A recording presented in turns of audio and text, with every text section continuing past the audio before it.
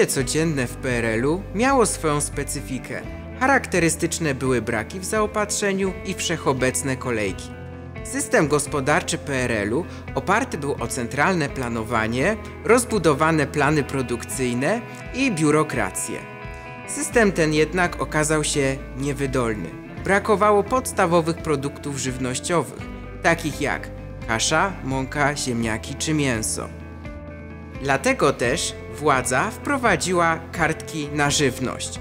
Odpowiadały one konkretnemu, ilościowemu przydziałowi na osobę lub rodzinę. Mimo to, że gwarantowały one chociażby minimalną ilość danego produktu, to i tak nie wyeliminowało to kolejek.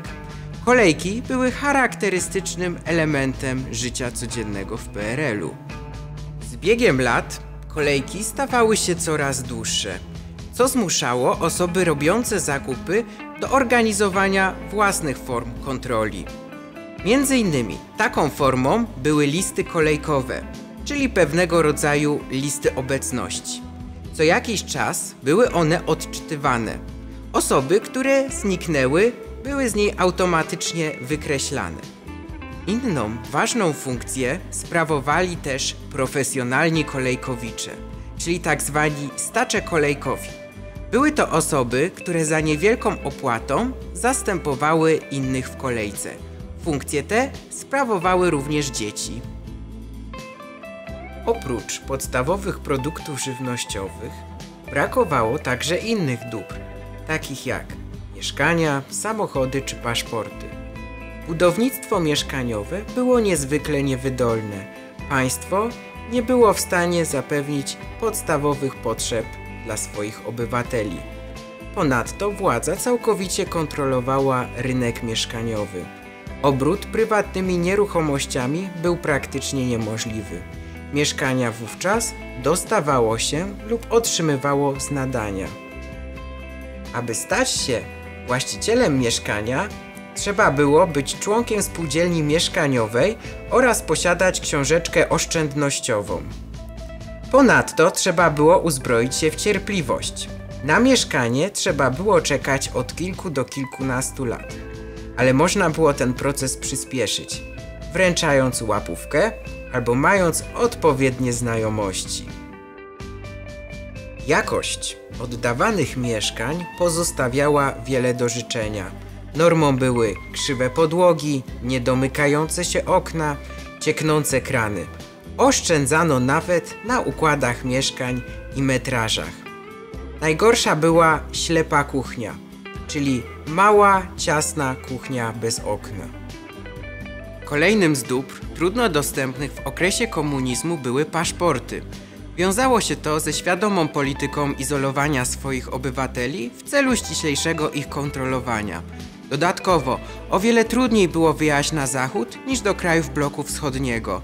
Warto wspomnieć, że paszportów nie można było trzymać w domu. Były wydawane jedynie przez urzędy paszportowe za pomocą specjalnego wniosku. Ponadto, aby uzyskać paszport, należało posiadać odpowiednią motywację do wyjazdu oraz poświadczone zaproszenie od osoby, do której chcielibyśmy się udać. Kolejnymi przeszkodami były biurokratyczne wymagania, mnóstwo papierów do wypełnienia oraz duża kwota, którą należało uiścić. Odmowa wydania paszportu mogła być umotywowana różnymi powodami. Liberalizacja polityki paszportowej nastąpiła w latach 70. XX wieku. Procedury zostały skrócone, a odsetek odmów osiągnął poziom jednocyfrowy. Wówczas nie trzeba było posiadać specjalnego zaproszenia, trzeba było zebrać jedynie odpowiednią ilość dewiz na koncie dewizowym Banku Państwowego. Generowało to nadużycia, m.in. wręczanie łapówek i szukanie protekcji.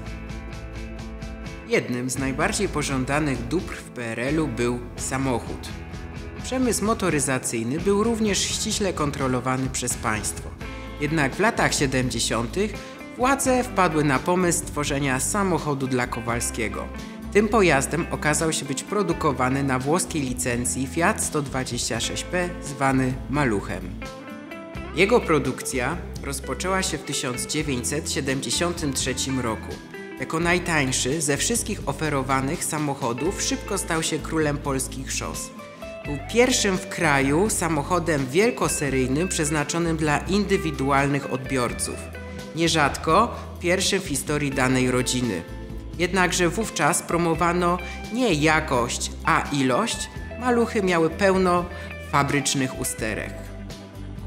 Dystrybucją samochodów zajmowało się ponownie wyłącznie państwo. Przez lata zasady przyznawania samochodów zmieniały się i uwzględniały m.in. losowanie samochodów powiązane z posiadaniem książeczki oszczędnościowej PKO. Sprzedaż talonową prowadzono w ramach struktur partyjnych i przez dyrektorów przedsiębiorstw i instytucji, a także system asygnat, w którego ramach odpowiedni ministrowie rozdzielali pojazdy z konkretnej puli, m.in. dla osób potrzebujących samochodów do celów służbowych. W latach 70. XX wieku na potrzeby dystrybucji Fiata 126P zmodyfikowano system loteryjny związany z książeczkami oszczędnościowymi. Na książeczce należało zgromadzić odpowiednią kwotę nazywaną przedpłatą. Kiedy już ten cel został zrealizowany, losowano kolejność wydawania pojazdów. Problemem okazał się jednak fakt, iż odgórnie ustalona cena malucha okazała się na tyle niska, że stać na niego było bardzo dużą część społeczeństwa. To spowodowało, że barierą w uzyskaniu swojego pojazdu nie był brak pieniędzy, ale brak dostępnych egzemplarzy. W połączeniu z kryzysem gospodarczym, który nasilił się jeszcze w latach 80. XX wieku, oznaczało to, że duża ilość opłacanych zamówień nigdy nie została zrealizowana. Cechą charakterystyczną życia w PRL-u był przymus uczestniczenia w agitacyjnych spotkaniach, manifestacjach czy pochodach, np. tych z okazji 1 maja czy 22 lipca. Innym, narzuconym z góry elementem była laicyzacja życia społecznego i odrzucenie religii. Wiązało się to z prześladowaniem Kościoła katolickiego, który był ogromnym wsparciem dla społeczeństwa i opozycji antykomunistycznej. Początkowo, przez kilka pierwszych lat po zakończeniu II wojny światowej, komuniści utrzymywali pozory. Pozwolono na powrót do kraju prymasa Augusta Hlonda, przywrócono religię do szkół, czy ponownie został otwarty katolicki Uniwersytet Lubelski. Wielu przedstawicieli władzy brało też udział w uroczystościach kościelnych. Jednak po roku 1948 komuniści zaczęli aktywnie zwalczać Kościół katolicki. W tym internowany został prymas Stefan Wyszyński. Do normalizacji stosunków na linii władza-Kościół doszło dopiero w latach 70. za czasów rządów Edwarda Gierka. Kościół katolicki odegrał też istotną rolę w pojednaniu polsko-niemieckim. Szczególne zasługi możemy przypisać arcybiskupowi wrocławskiemu Bolesławowi Kominkowi. To on był autorem orędzia biskupów polskich do ich niemieckich braci. Szczególnie zapamiętamy z niego zdanie „przebaczamy i prosimy o przebaczenie”, które było symbolicznym wyciągnięciem ręki w stronę narodu niemieckiego. Aby znormalizować realia życia codziennego, obywatele kierowali swoje frustracje w kierunku humoru. Kabarety, skecze, zabawne powiedzonka miały być pewnego rodzaju wentylem bezpieczeństwa. Żartowano przede wszystkim z przedstawicieli władz, z ZSRR i z relacji polsko-radzieckich. Ważną funkcję pełniła scena kabaretowa. To ona, pod przykryciem niedopowiedzeń, pokazywała obywatelom, że nie są sami. W historii szczególnie zapisał się kabaret tej Bogdana Smolenia i Zenona Laskowika. Oprócz kabaretów, kluczowe były także filmy komediowe. Tutaj prym wiódł Stanisław Bareja. Filmy takie jak Miś, Nie ma róży bez ognia, Poszukiwany, poszukiwana czy serial Alternatywy 4 pokazywały absurdy tamtego okresu. Wrocław zapisał się szczególnie na filmowej mapie Polski. To tutaj w 1954 roku została założona Wrocławska Wytwórnia Filmów Fabularnych. Nakręcono tutaj film w reżyserii Andrzeja Wajdy, Popiół i diament, a także rękopis znaleziony w Saragossie Wojciecha Hasa, czy trylogię Sami swoi Sylwestra Chęcińskiego. Ikoną polskiego kina powojennego był aktor związany z Wrocławską Wytwórnią Filmów Fabularnych Zbyszek Cybulski. To tutaj, we Wrocławiu, zagrał on ponad połowę swoich filmów. Niestety jego kariera została dramatycznie przerwana. Na wrocławskim dworcu wpadł on pod nadjeżdżający pociąg. Artystką związaną z Wrocławiem była również aktorka i piosenkarka Anna German, którą możemy kojarzyć z hitu Człowieczy los, oraz Maria Koterbska, wykonawczyni przebojów takich jak Serduszko puka w rytmie czacza czy Wrocławska piosenka. Warto również wspomnieć o Jerzym Grotowskim, reżyserze teatralnym, twórcy teatru Laboratorium i koncepcji teatru ubogiego. Oprócz kultury, Wrocław sławił się też rozwojem nauki.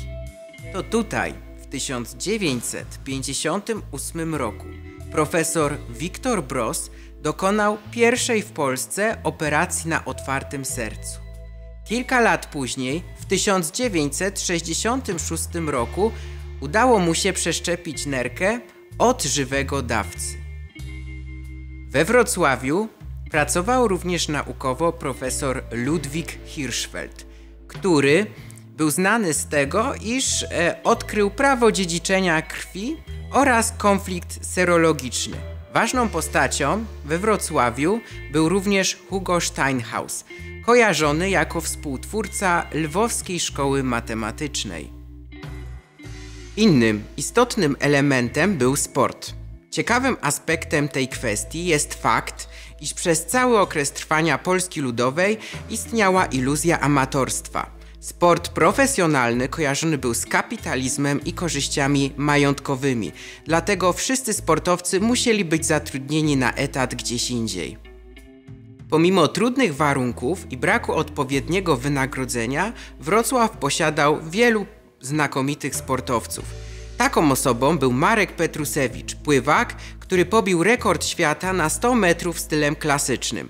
Warto również wspomnieć o Wandzie Rutkiewicz, pierwszej osobie z Polski, która zdobyła szczyt Mount Everest i pierwszej kobiecie, która zdobyła K2. Inną, wyróżniającą się postacią był Ryszard Szurkowski, kolarz, który brał udział w słynnych wyścigach pokoju, flagowej imprezie kolarskiej bloku wschodniego. Mówiąc o wrocławskim sporcie, nie możemy też pominąć wrocławskiej drużyny Śląska Wrocław. W 1976 roku pod wodzą trenera Władysława Żmudy drużyna zdobyła Puchar Polski. Rok później było to już Mistrzostwo Polski. Za najlepszego piłkarza w historii drużyny uważa się napastnika Janusza Sybisa. Architektura pełniła istotną funkcję propagandową. Po pierwszych kilku latach powojennej swobody architektonicznej zaczął obowiązywać nowy nurt – realizm socjalistyczny, bardziej kojarzony jako socrealizm. Do polskiej rzeczywistości został on wprowadzony w 1949 roku podczas Państwowej Narady Architektonicznej. Charakteryzowały go monumentalne surowe bryły oraz wielkie place, które miały centralizować życie społeczne. Przykładami tego stylu są Marszałkowska Dzielnica Mieszkaniowa w Warszawie, osiedle Nowa Huta w Krakowie czy wrocławska Kościuszkowska Dzielnica Mieszkaniowa. Jednak tutaj ten styl nie przyjął się ze względu na niepewne losy miasta.